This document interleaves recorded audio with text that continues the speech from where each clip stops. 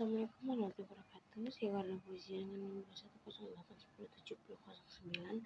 Di pagi ini 4A ingin membacakan dongeng tentang kisah Nabi Adam dan Siti Hawa. Asal mula terciptanya Nabi Adam dikisahkan dalam kitab suci Al-Quran bahwa Allah bercakap-cakap dengan malaikat.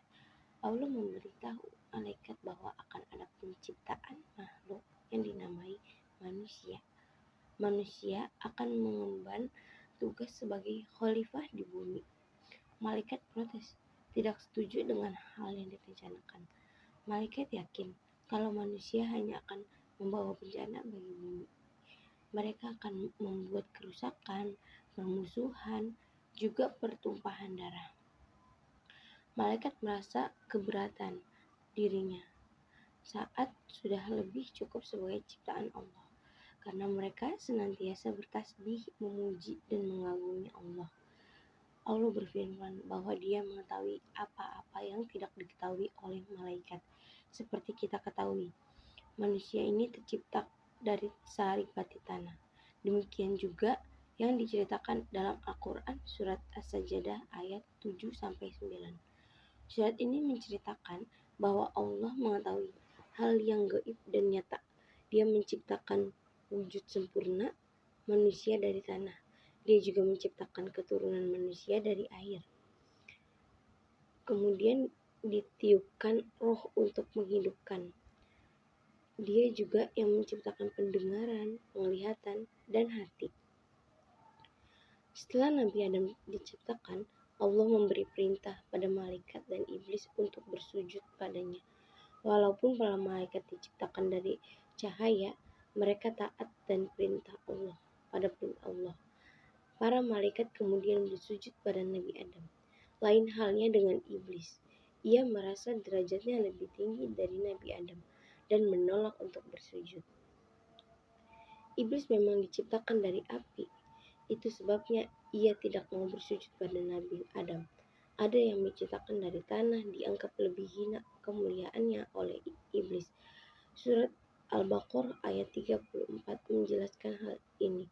Sujudlah kamu kepada Adam, maka sujudlah mereka kecuali iblis. Ia enggan dan takabur, dan ia termasuk golongan orang-orang yang kafir. Kelancangan iblis mengambang membuat Allah sangat murka. Iblis telah durhaka, dan hukumannya adalah keluar dari surga. Iblis yang sombong bukannya bertobat dengan hukuman yang diberikan, ia malah mengeluarkan sumpah akan menggoda Nabi Adam dan keturunannya agar sesat. Iblis ingin manusia menemani dirinya di neraka. Nabi Adam dianugerahi usia yang panjang oleh Allah. Banyak riwayat yang menceritakan bahwa Nabi Adam akan diberi usia hingga 1000 tahun. Namun, dalam hadis yang diriwayatkan, Abu Hurairah diceritakan kalau Nabi Adam pernah memberikan umurnya sejumlah 40 tahun untuk Nabi Daud. Pada saat itu, Nabi Adam kagum dengan cahaya yang berkilau di antara matanya. Kemudian, ia bertanya pada Allah tentang manusia itu. Allah menjawab bahwa manusia itu adalah salah satu keturunan Adam, umat akhir zaman. Anda bertanya mengenai umur Daud, dan Allah menjawab bahwa Dia memberi 60 tahun padanya. Nabi Adam lalu meminta Allah untuk menambahkan 40 tahun umur Daud yang dikurangi dari umurnya.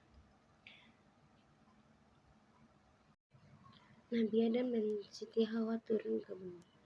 Nabi Adam memiliki segalanya di surga. Nabi Adam bisa mengambil dan menikmati apa saja yang ada di dalamnya. Walaupun begitu, Adam merasa kesepian. Kodratnya sebagai manusia yang butuh ada manusia lain muncul. Adam menginginkan teman untuk menemani hari-harinya. Mengetahui Adam yang kesepian, Allah akhirnya menciptakan Hawa. Hawa diciptakan dari tulang rusuk Nabi Adam.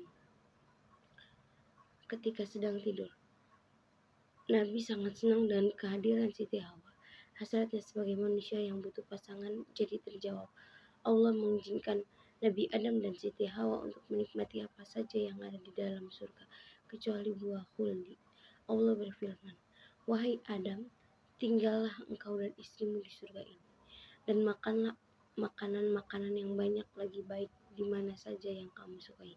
Dan janganlah kamu mendekati pohon ini yang menyebabkan kamu termasuk orang-orang yang zalim.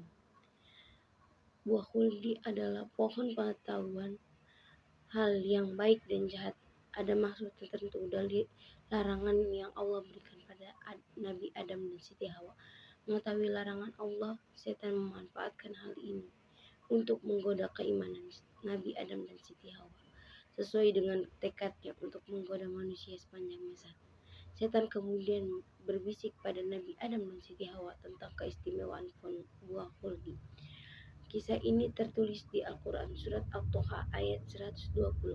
Wahai Nabi Adam, maukah aku tunjukkan kepadamu pohon keabadian atau buah khuldi dan kerajaan yang tidak akan binasa?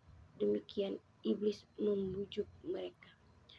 Buah khuldi sendiri merupakan nama pemberian iblis. Iblis menghasut Nabi Adam dan Siti Hawa dengan mengatakan bahwa Allah melarang mereka, bahwa Allah disebutkan oleh iblis tidak mau membuat Adam dan Siti Hawa kekal. Iblis dengan penuh semangat merayu mereka untuk memakan buah terlarang. Nabi Adam dan Siti Hawa yang dilengkapi dengan nafsu sebagai manusia akhirnya tergoda. Rayuan iblis berhasil menggoyahkan keimanan mereka dan jadi tidak taat pada Allah. Ketika Nabi Adam dan Siti Hawa memakan buah khuldi, sesuatu yang memalukan terjadi. Nabi Adam dan Siti Hawa menyadari kalau tubuh mereka jadi terlanjang.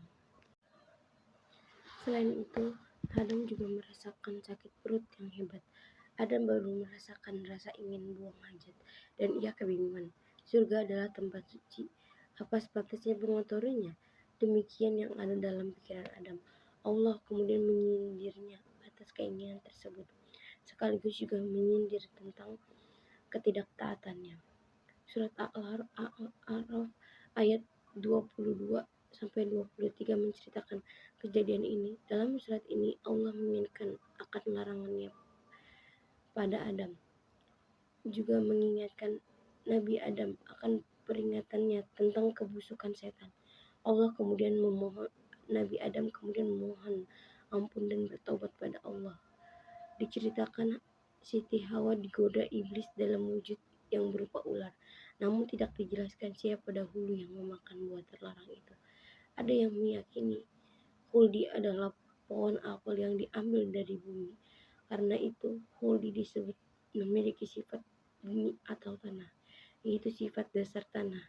Tanah disebut sebagai pohon yang pantas untuk membuang kotoran. Namun terlepas dari itu semua, Allah memang menakdirkan manusia untuk turun ke bumi dan menjadi pemimpin di tempat manusia. Manusia diciptakan bukan dengan maksud untuk pemimpin di surga.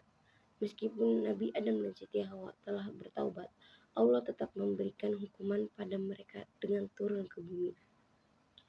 Nabi Adam dan Siti Hawa tidak diturunkan pada tempat yang sama. Nabi Adam diturunkan di puncak bukit Sri di daerah Sri Lanka, sedangkan Siti Hawa diturunkan di daerah Arab. Mereka berdua bingung dan sedih karena diturunkan terpisah. Namun Nabi Adam dan Siti Hawa yakin satu sama lain akan saling bertemu lagi. Lalu setelah 40 tahun, mereka pun dipertemukan kembali oleh Allah di Jabal Rahmah.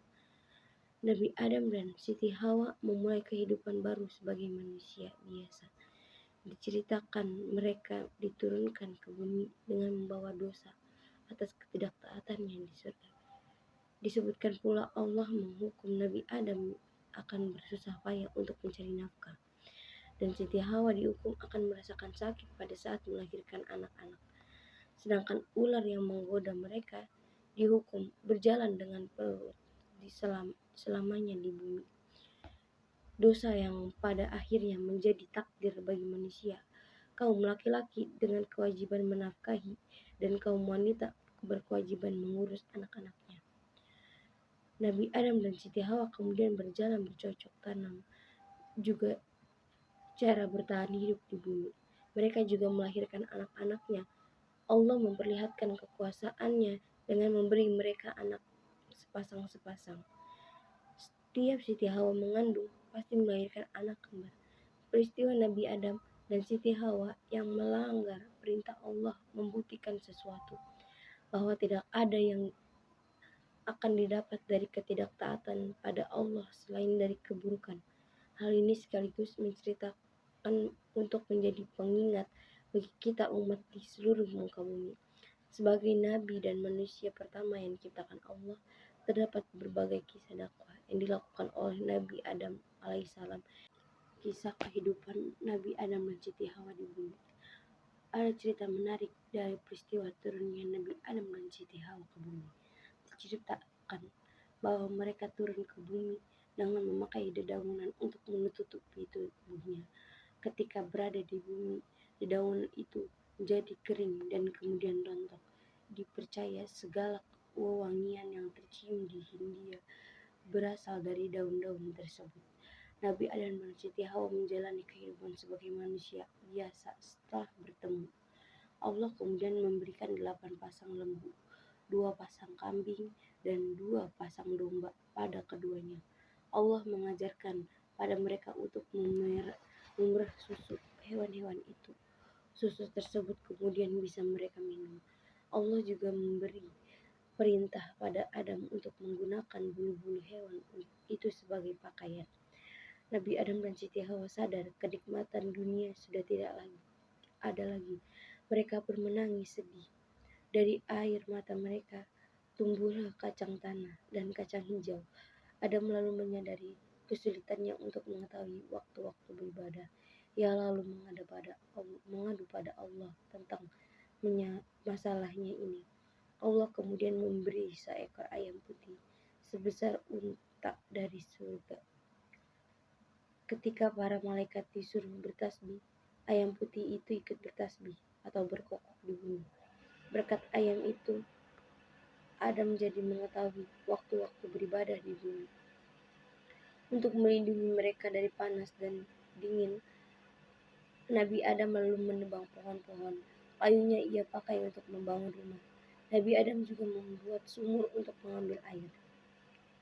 Allah kemudian menurunkan 21 lampiran tentang hukum haram dan halal memakan daging binatang tertentu.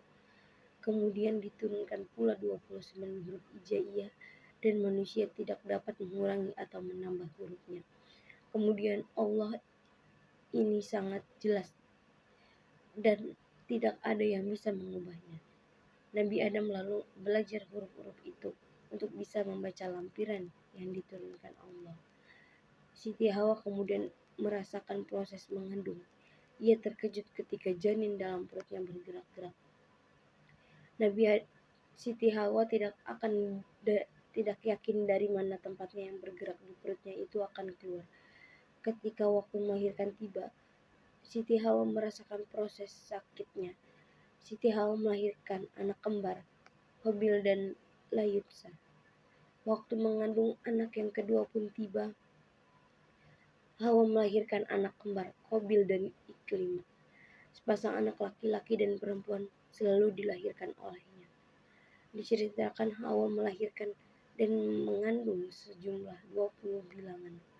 Setiap melahirkan pasti sepasang, laki-laki dan perempuan.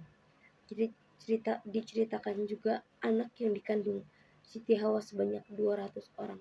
Kemudian dilahirkan kembar kecuali Syed yang memiliki Nur Mustafa Shallallahu Alaihi Wasallam di keningnya. Dikisahkan juga anak cucu Nabi Adam bertambah terus hingga 40.000 orang, laki-laki dan perempuan. Pada saat anak cucu Nabi Adam berkembang banyak, terjadilah pertengkaran dan pertikaian.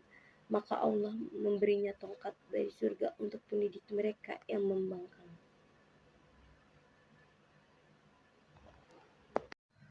Mungkin cukup sekian dongeng yang telah saya sampaikan. Kurang lebihnya mohon maaf. Wassalamualaikum warahmatullahi wabarakatuh.